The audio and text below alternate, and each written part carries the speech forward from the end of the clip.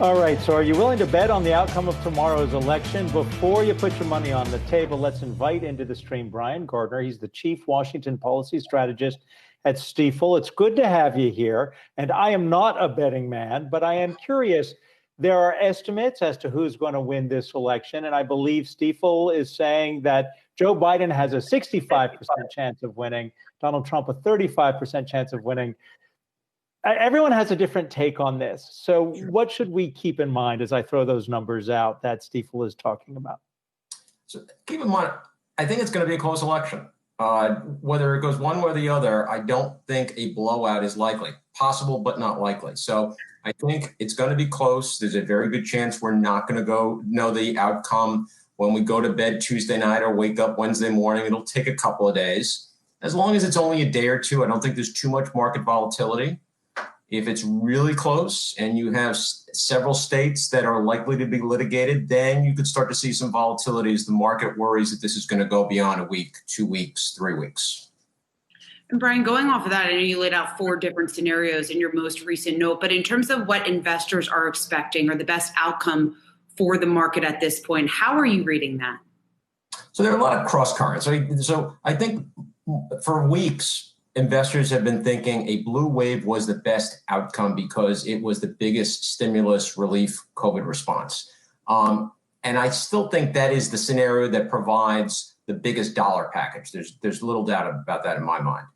I do think that investors are also starting to sit back, take a little bit more notice of the Biden agenda, what a tax bill could look like on corporate taxes, capital gains taxes, and rethinking the regulatory environment. So there, on the one hand, it's more stimulus, bigger dollar amount. On the other side, it's money coming out of the private sector in terms of a tax hike and possible more regulation in some key sectors. Do you see any kind of the preparations underway in New York and Chicago, Philadelphia, across the country, the boarding up of windows with the potential for either side to be upset, not accept the results? Do you see long-term damage to the political psyche of the country, no matter who wins this election?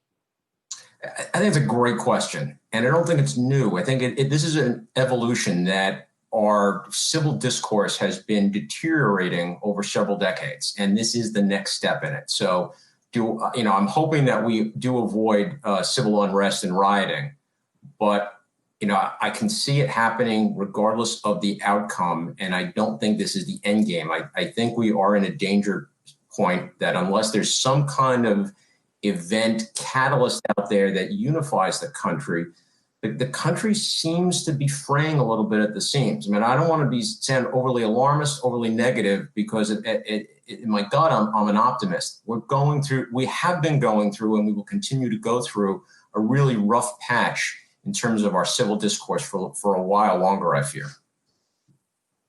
Right, that's interesting, because if we do see Republicans sweep, then there's lots of questions just about how, I guess, maybe that unrest would potentially skyrocket over, at least in the short term. So if Trump wins and the GOP does keep the Senate, just in terms of the market standpoint of it, do you think we're still going to see a bit of a rally? Because I think that's what investors were initially expecting we would see.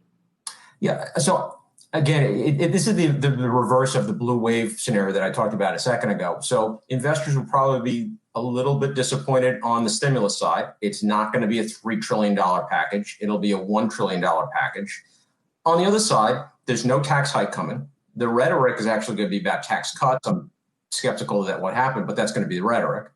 And the regulatory agenda keeps going as is. It's status quo. And the regulatory agenda has been favorably received by most investors. So I think once investors get their arms around that there is stimulus coming, and even that this may not be the last stimulus package, that there's a rolling phase of these coming out, that this is just the latest one and we could see one later on in 2021, I think investors at the end of the day will be okay with that, because I think they'll side with no tax hike and a more positive, benign regulatory environment. On that note, we say thank you, Brian Gardner, Chief Washington Policy Strategist at Stifel. We look forward to the next time you come back, and we don't have to keep talking about the presidential election. Take care, sir.